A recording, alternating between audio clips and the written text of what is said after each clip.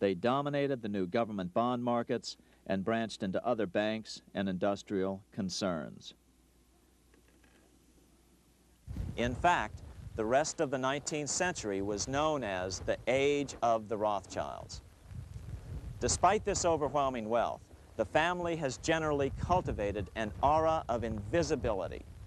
Although the family controls scores of industrial, commercial, mining, and tourist corporations, only a handful bear the Rothschild name. By the end of the 19th century, one expert estimated that the Rothschild family controlled half the wealth of the world.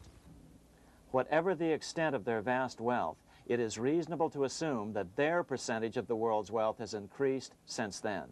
But since the turn of the century, the Rothschilds have cultivated the notion that their power has somehow waned even as their wealth increases.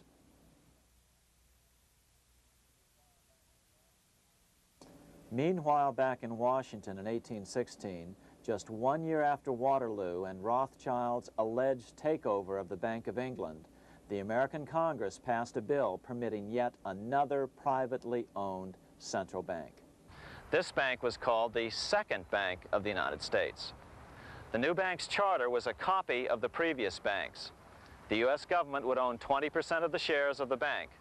Of course, the federal share was paid by the Treasury up front into the bank's coffers. Then, through the magic of fractional reserve lending, it was transformed into loans to private investors who then bought the remaining 80% of the shares. Just as before, the primary stockholders remained a secret. But it is known that the largest block of shares, about 1/3 of the total, were sold to foreigners. As one observer put it, it is certainly no exaggeration to say that the Second Bank of the United States was rooted as deeply in Britain as it was in America. So, by 1816, some authors claim the Rothschilds had taken control over the Bank of England and backed a new privately owned central bank in America as well.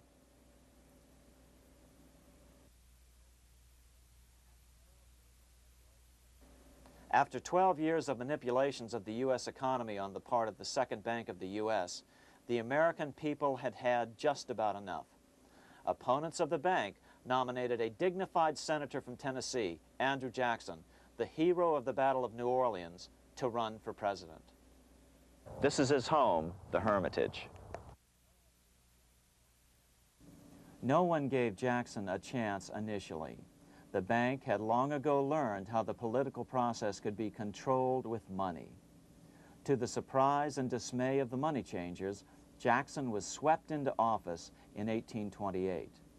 Jackson was determined to kill the bank at the first opportunity and wasted no time in trying to do so.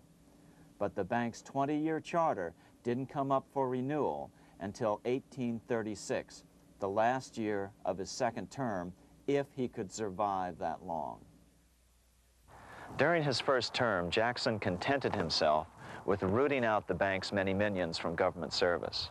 He fired 2,000 of the 11,000 employees of the federal government. In 1832, with his re-election approaching, the bank struck an early blow, hoping Jackson would not want to stir up controversy. They asked Congress to pass a renewal bill 4 years early. Naturally, Congress complied, then sent it to the president for signing. But Jackson weighed in with both feet. Old Hickory, never a coward, vetoed the bill. His veto message is one of the great American documents. It clearly lays out the responsibility of the American government towards its citizens, rich and poor. It is not our own citizens only who are to receive the bounty of our government. More than 8 millions of the stock of this bank are held by foreigners. Is there no danger to our liberty and independence in a bank that in its nature has so little to bind it to our country? Controlling our currency, receiving our public monies, and holding thousands of our citizens' independence would be more formidable and dangerous than a military power of the enemy. If government would confine itself to equal protection and, as heaven does its rains, shower its favor alike on the high and the low, the rich and the poor, it would be an unqualified blessing. In the act before me, there seems to be a wide and unnecessary departure from these just principles. Later that year, in July 1832, Congress was unable to override Jackson's veto. Now Jackson had to stand for re-election. Jackson took his argument directly to the people. For the first time in U.S. history, Jackson took his presidential campaign on the road. Before then, presidential candidates stayed at home and looked presidential. His campaign slogan was "Jackson and no bank." The National Republican Party ran Senator Henry Clay against Jackson. Despite the fact that the bankers poured over $3 million into Clay's campaign, Jackson was reelected by a landslide in November of 1832. Despite his presidential victory, Jackson knew the battle was only beginning. "The hydra of corruption is only scotched, not dead," said the newly elected president. Jackson ordered his new Secretary of Treasury, Lewis McLean, to start removing the government's deposits from the second bank and start placing them in state banks. But McLean refused to do so. Jackson fired him and appointed William J. Duane as the new Secretary of the Treasury. Duane also refused to comply with the president's requests, and so Jackson fired him as well and then appointed Roger B. Taney to the office. Taney did withdraw government funds from the bank starting on October 1st, 1833. Jackson was jubilant. "I have it chained. I'm ready with screws to draw every tooth and then the stumps." But the bank was not yet done fighting. Its head, Nicholas Biddle, used his influence to get the Senate to reject Taney's nomination. Then, in a rare show of arrogance, Biddle threatened to cause a depression if the bank was not rechartered. This worthy president thinks that because he has scalped Indians and imprisoned judges, he is to have his way with the bank. He is mistaken. Next, in an unbelievable fit of honesty for a central banker, Biddle admitted that the bank was going to make money scarce to force Congress to restore the bank. Nothing but widespread suffering will produce any effect on Congress.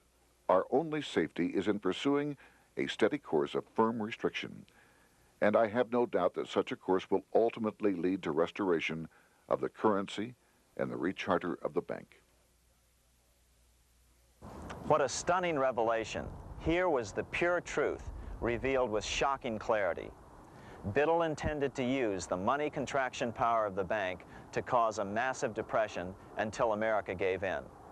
Unfortunately, this has happened time and time again throughout U.S. history and is about to happen again in today's world.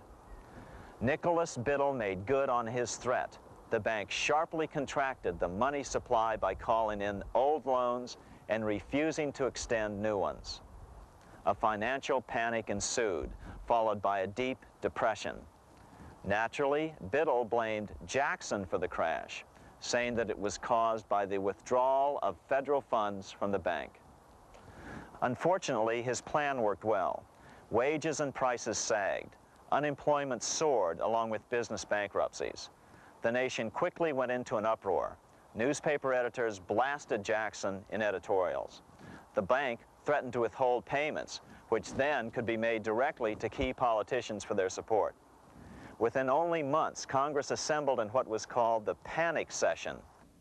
6 months after he had withdrawn funds from the bank, Jackson was officially censured by a resolution which passed the Senate by a vote of 26 to 20. It was the first time a president had ever been censured by Congress. Jackson lashed out at the bank. "You are a den of vipers. I intend to rout you out, and by eternal God, I will rout you out." America's fate teetered on a knife edge. If Congress could muster enough votes to override Jackson's veto, the bank would be granted another 20-year monopoly or more over America's money, time enough to consolidate its already great power. Then a miracle occurred. The governor of Pennsylvania came out supporting President Jackson and strongly criticized the bank.